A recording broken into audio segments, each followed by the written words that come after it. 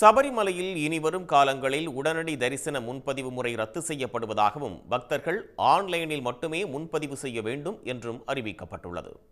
உலக புகழ்பெற்ற சபரிமலை ஐயப்பன் கோயிலில் கடந்த முறை மண்டல மகரவிளக்கு பூஜையின் போது பக்தர்கள் தரிசனத்திற்கு ஆன்லைன் முன்பதிவு மட்டுமல்லாது உடனடி தரிசன முன்பதிவு வசதியும் அறிமுகப்படுத்தப்பட்டது. இதனால் நாள்தோறும் சபரிமலையில் கட்டுக்கடங்காத பக்தர்கள் கூட்டம் நிரம்பி வழிந்தது. இதன் காரணமாக ஐயப்பனை தரிசிக்க பக்தர்கள் 15 மணி நேரம் வரை காத்திருக்க வேண்டிய நிலை ஏற்பட்டது. ஆயிரக்கணக்கான பக்தர்கள் கூட்ட நெரிசல் காரணமாக சாமி தரிசனம் செய்யாமலேயே ஊர் திரும்பும் நிலைக்கும் தள்ளப்பட்டனர்.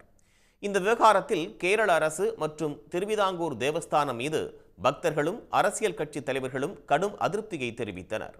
சபரிமலையில் கூட்டத்தை கட்டுப்படுத்துவது தொடர்பாக கேரள உயர்நீதிமன்றம் தலையிட்டும் நிலையும் ஏற்பட்டது. இந்த நிலையில் திருவனந்தபுரத்தில் நேற்றைய தினம் திருவிதாங்கூர் தேவஸ்தானத்தின் உயர்மட்ட ஆலோசனை கூட்டம் நடைபெற்றது. அப்போது சபரிமலையில் கூட்ட நெரிசலை குறைக்க உடனடி தரிசன முன்பதிவை ரத்து செய்ய முடிவெடுக்கப்பட்டது. இனிவரும் காலங்களில் ஆன்லைன் முன்பதிவு அடிப்படையில் மட்டுமே பக்தர்கள் தரிசனத்திற்கு அனுமதிக்கப்படுவார்கள். நாளொன்றுக்கு 80,000 பக்தர்களுக்கு மட்டும் அனுமதி வழங்கப்படும் என்றும் திருவிதாங்கூர் தேவஸ்தானம் அறிவித்துள்ளது. உடனுக்குடன் செய்திகளை தெரிந்து கொள்ள சன் நியூஸ் பெல் ஐகானை கிளிக் பண்ணுங்க.